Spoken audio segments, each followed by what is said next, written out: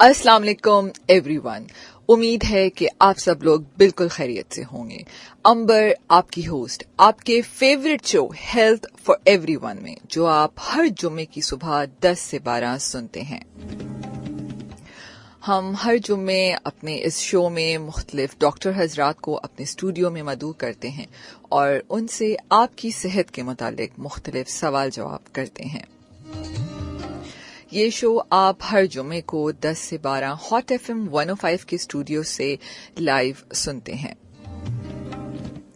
सामीन, हम सब इस वक्त कोरोना वायरस की दूसरी लहर का सामना कर रहे हैं।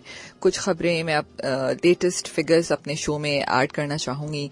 इस वक्त कराची और हैदराबाद में सबसे ज्यादा कोरोना के केसेस देखे गए हैं और इस वक्त पूरे मुल्क भर में तकरीबन आज 39 मरीज यानी इस दुनिया से चल बसे हैं और 3,499 केसेस आज के नोट किए गए हैं।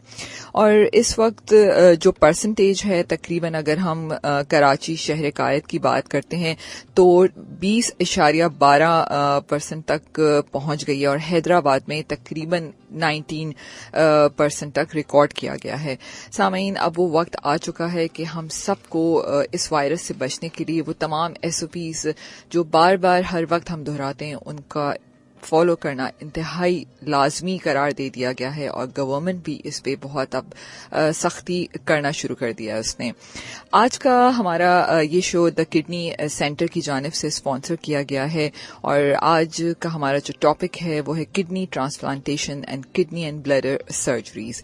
आज हमारे स्टूडियो में डॉक्टर राजा रिजवान अहमद मौजूद हैं। He is a consultant urologist. आज हम इनसे बात करेंगे कि गुर्दे इंसानी जिंदगी में, इंसानी सेहत के लिए और इंसानी जिस्म में उसका क्या किरदार है और स्पेशली अगर हम ट्रांसप्लांटेशन की बात करते हैं तो इसकी ज़रूरत कब होती है, क्यों होती है और इससे रिलेटेड मुख्तलिफ सवाल जवाब करेंगे। अस्सलाम वालेकुम डॉक्टर साहब, doctor Raja Rizwan Ahmad, welcome to my show health for everyone. वालेकुम सलाम, थैंक यू। डॉक्टर साहब, आज हमारा जो टॉपिक है किडनी ट्रांसप्लांटेशन के बारे में, मैं चाहूंगी कि सबसे पहले आप हमारे सामीन को बताइए कि ये ट्रांसप्लांटेशन क्या होता है और इसकी ज़रूरत कब पड़ती है। देखिए, इसकी डिफरेंट वजूहत हैं कि किडनी फेलियर की सबसे बड़ी वजूहत जो है पाकिस्तान के अंदर वो है शुगर और ब्लड प्रेशर। तो सबसे बेहतर चीज़ ये होती है कि आप अपना ब्लड प्रेशर और शुगर को कंट्रोल में रखें। अगर लेकिन खुदा खास्ता फिर भी आपका किडनी फेल हो गए हैं तो उसके फिर 2 ऑप्शन आ जाते हैं उसमें, या तो आप डायलिसिस पे रहें या फिर ट्रांसप्लांटेशन करें। अब ट्रांसप्लांटेशन जो है पाकिस्तान में जगह जगह हो रहा है और एज अ रूल हमारा पाकिस्तान के अंदर ये रूल है कि आप अपने से रिश्तेदार हैं उन्हीं से आप गुर्दा ले सकते हैं। अच्छा डॉक्टर साहब, मैं चाहूंगी कि पहले थोड़ा सा बताइएगा कि ट्रांसप्लांटेशन होता क्या है। मतलब होता ये है कि इसमें हम कोई भी रिलेटिव अगर जिस तरह एक नॉर्मल हेल्दी पर्सन है उसके किसी रिलेटिव का गुर्दा फेल हुआ है तो जो फेल वाले गुर्दे का है वो है रेसिपिएंट जो कि गुर्दा लेगा उससे जो कि हेल्दी पर्सन है। उसमें ही करते हैं हेल्दी पर्सन का एक गुर्दा हम लेकर वो उस जो डिजीज पर्सन है उसके अंदर हम लगा देते हैं। अच्छा डॉक्टर साहब, मैं ये भी जानना चाहूंगी इसके साथ कि जब ट्रांसप्लांटेशन की ज़रूरत पड़ती है तो क्या वो रीजंस होते हैं कि जब गुर्दे फेल हो जाते हैं और क्या ऐसी हैबिट्स होती हैं इंसानी ज़िंदगी में जो हम यूजुअली ज़िंदगी गुजार रहे हैं कि क्या ऐसी चीज़ें जिसकी वजह से हमारे गुर्दे फेल हो जाते हैं और वो पॉइंट आ जाता है कि हमें ट्रांसप्लांट करने की ज़रूरत पड़ती है। जी बिल्कुल, इसमें मैंने जैसे पहले बताया सबसे बड़ा रीज़न होता है शुगर और ब्लड प्रेशर का। 70% शुगर ब्लड प्रेशर की वजह से अगर आप उसको कंट्रोल रख रहे हैं तो फिर ठीक है, वो आपकी सारी ज़िंदगी चलते रहेंगे दवाइयों पे। लेकिन अगर आप अनकंट्रोल रख रहे हैं तो इसमें किडनी फेल हो सकती हैं। बाकी 20% रीज़न इसके अंदर होता है वो है ऑटो इम्यून डिजीज़ का। उसमें जो है वो बॉडी अपने खिलाफ ही काम करना शुरू कर देती है। खैर उसका तो इलाज काफ़ी मुश्किल है, लेकिन बहरहाल शुगर ब्लड प्रेशर ऐसी चीज़ है जो कि आप आम लेवल पे भी खुद भी इंसान अपनी केयर कर सकता है और उससे बच सकता है। सही। अच्छा डॉक्टर साहब, अगर हम ट्रांसप्लांटेशन की बात करते हैं तो अगर हम पुराने थोड़ा सा पीछे जाएं तो ग्रीक मेथडोलॉजी और हिंदू मेथडोलॉजी में इसका कॉन्सेप्ट पहले से देखा गया है, लेकिन हमारे इस अगर 20वीं और 21वीं सदी में बात करें तो इस कॉन्सेप्ट को ज़रा मुख्तलिफ कॉन्सेप्ट को एक्सेप्ट करने के लिए थोड़ी दुश्वारियां हुई, तो ये ऐसा क्यों था? اس میں بہت ساری چیزیں آ جاتی ہیں. ایک تو مذہبی اس میں بات آ جاتی ہے، لیکن پاکستان کے اندر دنیا بھر میں جو سارے علماء حضرات انہوں نے فتوے دیے ہوئے ہیں کہ یہ بالکل جائز ہے، اور اس میں آپ دوسرے انسان سے لے سکتے ہیں، کیونکہ جس طرح سے حدیث ہے کہ جس نے ایک انسان کی جان بچائی اس نے ساری انسانیت کی جان بچائی. تو اس لیے ایسے کوئی فی الحال تو ایسی کوئی وجہ نہیں، لیکن لوگ پھر بھی کچھ ہیزیٹیٹ کرتے ہیں کہ نہیں یہ مذہبی لحاظ سے تھوڑا سا ڈیفیکلٹ ہے. صحیح. اچھا ڈاکٹر صاحب، اگر ہم بات کریں کہ ٹرانسپلانٹیشن کی بھی کیا کوئی قسمیں ہوتی ہیں، اس کے بارے میں کچھ ذرا بتائیے گا کہ کون کون سے ٹرانسپلانٹ ہوتے ہیں اور کب کیے جاتے ہیں وہ؟ ٹرانسپلانٹیشن کی اگر آپ دیکھیں تو پھر دو قسمیں ہوتی ہیں. ایک تو آپ زندہ انسان سے لے رہے ہیں، اور دوسرا جو ہے جو آپ جن کی برین ڈیتھ ہو گئی ان سے لے رہے ہیں. برین ڈیتھ کے حوالے سے تھوڑا سا ایشو آتا ہے پاکستان کے اندر. عرب کنٹریز میں تو کافی ہو رہا ہے، لیکن پاکستان کے اندر ایشو آتا ہے کہ مذہبی لحاظ سے تھوڑا سا ڈیفیکلٹ ہو جاتا ہے، کہ وہ کہتے ہیں کہ چونکہ بندہ کوئی ڈیتھ ہو گیا ہے تو اس کی آپ ہر چیز اللہ کی امانت ہے. اوکے، لیکن جو کیڈاویرک ٹرانسپلانٹ ہے اس پہ یوزلی جیسے برین ڈیتھ ہو جاتی ہے تو ایک سرٹن ٹائم پیریڈ ہوتا ہے جس کے اندر ہمیں آرگن کو ڈونیٹ کر سکتے ہیں ہم اس کے اندر، لیکن ہمارے پاکستان میں اس پہ کچھ خاص ایسا کام نہیں ہو رہا. کوئی ہے ایسا انسٹیٹیوٹ جو اس پہ کام کر رہا ہو، ابھی کوشش کر رہا ہو اس پہ؟ SIUT نے اس پہ کافی کام کیا ہے، اور SIUT ڈونر کارڈ بھی بنا رہا ہے اور اس پہ کافی ورک اپ ہوا ہے، لیکن پھر بھی لوگ تھوڑا ہیزیٹیٹ ہوتے ہیں کہ جو ہے مرے ہوئے انسان کا کوئی آرگن ڈونیٹ کرنے میں نا. اوکے، جاننا چاہوں گی کہ یہ ریلیٹڈ اور نان ریلیٹڈ ڈونرز کیا ہوتے ہیں؟ دیکھیں، ریلیٹڈ ڈونر وہ انسان ہے جو آپ کا رشتہ دار ہے، اور نان ریلیٹڈ وہ ہے جو آپ کا رشتہ دار نہیں ہے. اوکے، جب ہم ٹرانسپلانٹیشن کی بات کرتے ہیں تو ہم دیکھتے ہیں کہ کہا جاتا ہے کہ میچنگ کا ورڈ بہت یوز کیا جاتا ہے کہ یہ میچ اس سے ہو رہا ہے کہ نہیں ہو رہا.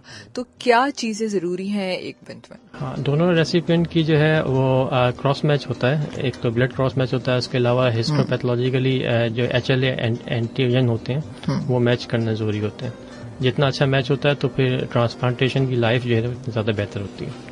اوکے، اچھا ڈاکٹر صاحب، جہاں ہم گردوں کا ٹرانسپلانٹ کی بات کرتے ہیں تو ہمارے ملک میں اس کی اللیگل خرید و فروخت بہت دیکھی گئی ہے، اور اس کو گورنمنٹ لیول پہ میں بھی شاید اس کو روکنے کی کوشش کی جاتی ہے، لیکن جو طبی ہمارے شعبے ہیں اس میں اس چیز کو روکنے کے لیے کیا کوششیں کی جاتی ہیں، اگر ہم اسپیشلی کڈنی سینٹر کی بات کرتے ہیں؟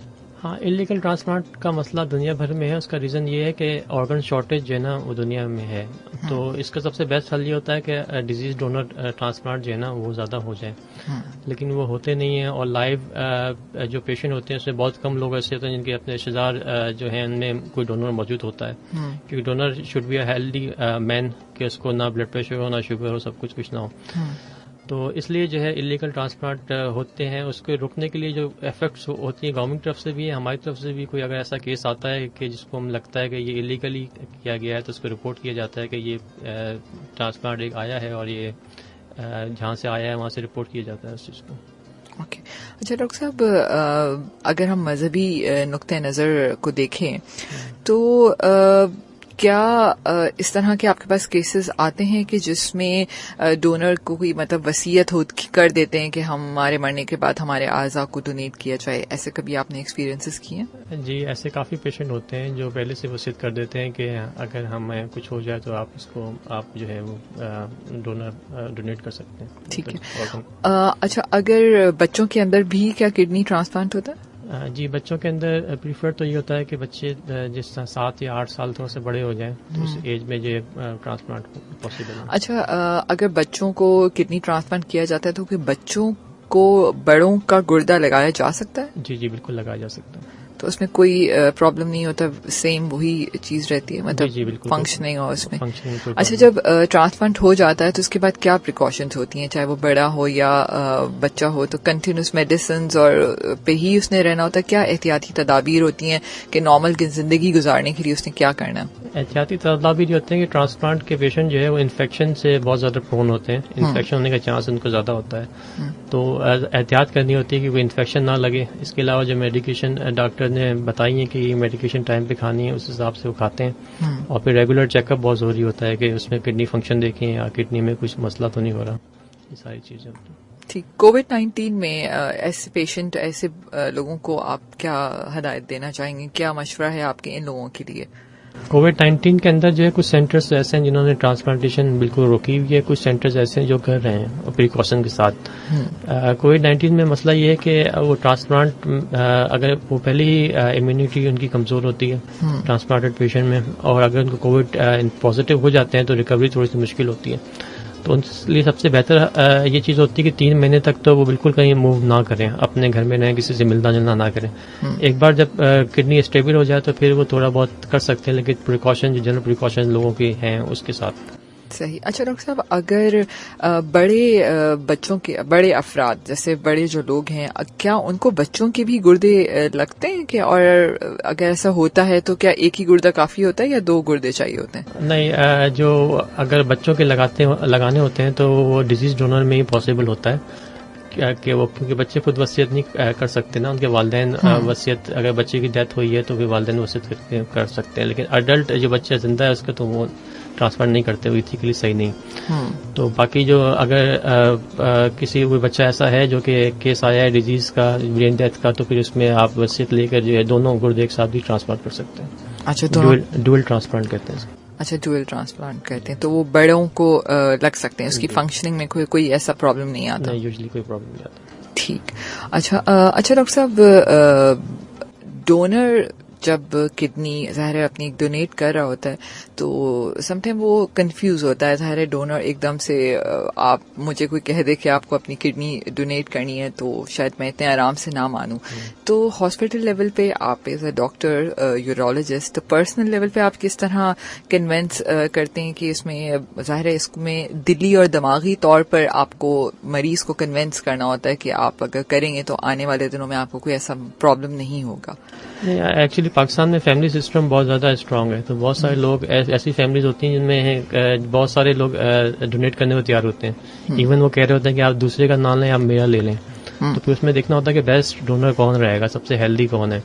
تو ایسے کوئی پرابلم نہیں ہے کہ اس میں ہمیں کنوینس کرنے کی ضرورت ہوئی, وہ لوگ خود ہی ہمیں کنوینس کر ہوتے ہیں کہ آپ ہمارا گردہ لیں اور ہمارے مریض کی جان بچائیں. اچھا, مطلب خود ہمارے پاکستانیوں کے اندر یہ شعور موجود ہے کہ اگر وہ خود سے گردہ دینا چاہتے ہیں تو ان کو دماغی اور دلی طور پر وہ تیار ہوتے ہیں. اچھا, ایک گردے کے ساتھ انسان نارمل ویسی ہی زندگی گزار سکتا؟ جی بالکل, نارمل زندگی گزار سکتا ہے. اسی لیے اللہ نے شاید 2 گردے دیے ہیں کہ اگر ایک خدا خاصہ خراب ہو جائے یا ایک آپ ڈونیٹ کر دیں تو دوسرے گردے پہ ساری عمر. لیکن اس میں پھر ڈونر کا بھی خیال رکھنا پڑتا ہے کہ ویٹ اس کا بہت زیادہ انکریز نہ ہو. ویٹ انکریز ہوگا تو گردے پہ پریشر پڑے گا, یا ہائپر ٹینشن یا شوگر اس کو ڈیولپ نہ ہو فیوچر کے اندر. اگر نہیں ہوتی تو پھر وہ ساری زندگی گزار سکتے. صحیح. سامعین, اگر آپ ہم سے کوئی سوال کرنا چاہیں, ڈاکٹر صاحب سے کوئی سوال لائیو پوچھنا چاہیں تو آپ ہمیں کال بھی کر سکتے ہیں. کال کرنے کے لیے نمبر آپ سب کو بہت اچھی طرح پتہ ہے, 111-105-105 پر آپ مجھے کال کر سکتے ہیں. اور اگر آپ کوئی واٹس ایپ کے اوپر نمبر بھیجنا چاہیں تو 033-62-105-105 کے اوپر آپ مجھے میسج بھی کر سکتے ہیں. اوکے. اچھا ڈاکٹر صاحب, ملٹیپل آرگن ڈونیشن یعنی ایک ہی وقت میں سائملٹینیسلی ڈونیٹ کرنا کوئی بھی آرگن, جیسے ہم اس کی بات کرتے ہیں, گمبت انسٹیٹیوٹ ہے ادھر, جس میں نے کچھ عرصے پہلے اخبار میں اس میں پڑھا تھا کہ ایک ہی وقت میں جگر اور گردے کا ٹرانسپلانٹ وہاں پر کیا گیا ہے. تو کیا پاکستان کے اس انسٹیٹیوٹ کے علاوہ اور بھی یہ فیسلٹیز موجود ہیں, اسپیشلی کڈنی سینٹر کی اگر ہم بات کرتے ہیں؟ ہاں, کڈنی سینٹر پرٹیکولرلی صرف کڈنی ٹرانسپلانٹ کر رہا ہے. جو لیور اور کڈنی ٹرانسپلانٹ ساتھ ہو رہے ہیں وہ گمبٹ میں ہوا ہے اور اسلام آباد کے اندر پیمس میں, یہ کیونکہ وہ دونوں ٹرانسپلانٹ ساتھ کر رہے ہیں. ٹھیک ہے. اوکے. اچھا, یوزلی ڈاکٹر صاحب اس کی کتنی کاسٹ ہوتی ہے اس پورے ٹرانسپلانٹ کی؟ اگر ویسے تو SIUT اور گمبت ہو گیا یہ تو آپ کو فری آف کاسٹ کر کے دیتے ہیں, تو یوزلی اس میں کتنی کاسٹ آتی ہے؟ ہمارے پاس تقریباً 8 سے 9 لاکھ روپے اس میں وہ ایکسپینڈ ہوتے ہیں. اچھا, جب ہم ٹرانسپلانٹ کے لیے جاتے ہیں تو کوئی بیسک ٹیسٹ ہوتے ہیں, کون کون سے ٹیسٹ ہوتے ہیں جس میں اس میں ٹرانسپلانٹیشن کے لیے ریکوائرمنٹ ہوتی ہے؟ ٹرانسپلانٹ کے لیے تو ڈونر اور ریسیپینٹ دونوں کی اگر میں بات کروں, ریسیپینٹ کے سارے بیس لائن جو ٹیسٹ ہوتے ہیں وہ ہوتے ہیں. اس کے علاوہ جو ہے کراس میچ ہوتا ہے دونوں کا. اس کے علاوہ جو ویسکولیٹی دیکھنے کے لیے ہم ڈونر کی جو ہے CT اینجیوگرام کراتے ہیں. ریسیپینٹ کی اگر کوئی ہسٹری ہوتی ہے کہ کوئی کینولیشن وغیرہ ہوتی ہے تو اس کی بھی پھر وینوگرام کرا کے دیکھتے ہیں. تو یہ بیس لائن ٹیسٹ ہوتے ہیں جو اس کے لیے ضروری ہوتے ہیں. صحیح. اچھا ڈاکٹر صاحب، اگر ہم صحت مند زندگی کی بات کرتے ہیں تو یقیناً ہمارے جو مین آرگنز ہیں، وائٹل آرگنز جس کو ہم کہتے ہیں، اس میں سے گردے بھی ایک ہمارے وائٹل آرگن ہے. تو آپ ایز اے لسنر، جو ہمارے لوگ یہ شو سن رہے ہیں، بہت سارے لوگ ہوتے ہیں ان کو ایسی عادتیں ہوتی ہیں جس کی وجہ سے آہستہ آہستہ اس کا افیکٹ ہماری کڈنی کی طرف آ جاتا ہے. کیا آپ تھوڑا سا بتائیے کہ ہم اپنی گردوں کی حفاظت کس طرح کر سکتے ہیں؟ کیا کیا ایسی چیزیں ہیں جو ہمیں ایز اے ہیلدی لائف ان چیزوں کا اسپیشلی خیال رکھنا چاہیے کہ ہمارے گردوں پہ اس کا افیکٹ نہ ہو؟ دیکھیں، سب سے پہلے تو واٹر انٹیک جو ہے نا بہت ضروری ہے. پانی کا استعمال آپ کریں اتنا کہ آپ کا پیشاب جو ہے سفید آئے. اگر پیشاب پیلا آ رہا ہے تو اس کا مطلب آپ پانی کم پی رہے ہیں. یوزلی ہوتا یہ ہے کہ ہم لوگ تمام لوگ اپنی ڈیلی لائف کے اندر واٹر انٹیک ہمارا واقعی کم ہے. تو پانی کا استعمال تھوڑا بہتر کریں. اس کے علاوہ کھانے میں پینے میں تھوڑی احتیاط کریں. اگر آپ کو اوور ویٹ نہیں ہونا چاہیے. بلڈ پریشر، آپ کی شوگر انڈر کنٹرول ہونی چاہیے. اچھا ڈاکٹر صاحب، اگر گردے کے اندر پتھری ہو جاتی ہے، ٹھیک ہے، تو بہت دفعہ ایسا بھی ہوتا ہے کہ مریض کو نہیں پتا چلتا کہ اس کے گردے میں پتھری. بہت سارے مریضوں کو پین ہوتی ہے، تکلیف ہوتی ہے، تو ان کو پتا چلتا ہے کہ ہاں گردے میں پتھری ہے. گردے کی پتھری جو ہے کافی کامن ہے. تو اس میں سب سے بہتر تو یہ ہوتا ہے کہ اگر آپ کے خاندان میں پتھری کی بیماری ہے اور آپ بہتر یہ کہ آپ اسکریننگ الٹراساؤنڈ اپنا کروا لیں. اس میں آپ دیکھ لیں کہ کوئی اسٹون وغیرہ تو نہیں ہے. لیکن اگر بالکل اے سمپٹومیٹک اسٹون ہے اور آپ خاندان میں کسی کو ہے بھی نہیں اور آپ کو اچانک پتہ چلتا ہے کہ پتھری بڑی ہو گئی ہے، تو اس کو پہلے سے ڈیٹیکٹ کرنے کا کوئی خاص طریقہ تو نہیں ہے. باقی یہ ہے کہ سرجریز کے حوالے سے آپ نے کیا پوچھا کہ اس وقت لیٹسٹ سرجریز کون سی ہو رہی ہیں، کس طرح گردے کی پتھری کو نکالا جاتا ہے؟ کیونکہ یوزلی بہت دفعہ ایسا ہوتا ہے کہ گردے میں پتھری ہوتی ہے تو بہت سارے لوگوں کو میں نے سنا ہے کہ وہ حکیموں اور دوسرے اس طرح کی دوائیاں لینا شروع کر دیتے ہیں کہ اس سے پتھری نکل جائے گی. کیا واقعی ہی سرجری ضروری ہوتی ہے اور کس طرح لیٹسٹ کیا ٹیکنیکس استعمال کی جا رہی ہیں؟ یوزلی ہوتا یہ ہے کہ جب بھی کوئی بندے کو پریشانی ہوتی ہے تو سب سے آسان حل کی طرف جاتا ہے. تو آسان حل اس کو یہ لگتا ہے کہ ہومیوپیتھک کی حکیمی میڈیکیشن جو کہ وہ سستی ہوتی ہیں اور وہ لوگ کہتے ہیں کہ پہلے وہ استعمال کر کے دیکھتے ہیں. تو اس ڈیوریشن میں ان کا پین تو ختم ہو جاتا ہے لیکن اسٹون کا سائز جو ہے وہ تھوڑا سا بڑا ہو جاتا ہے. تو پھر وہ جب سرجری کے لیے آتے ہیں تو ان کے اسٹون 3 سینٹی میٹر 4 سینٹی میٹر کے تقریباً ہو جاتے ہیں. تو اس میں جو سرجریز ہیں وہ مینس ایسی بھی ہیں سرجریز جس میں بالکل چھوٹا سا ہول کر کے کڈنی میں ہم اسٹون نکال لیتے ہیں. اور اگر 2 سینٹی میٹر سے کم کا اسٹون ہے تو اس کی سرجری میں ESWL آ جاتا ہے، جو کہ ہم شعاؤں کے ذریعے علاج جس کو کہتے ہیں.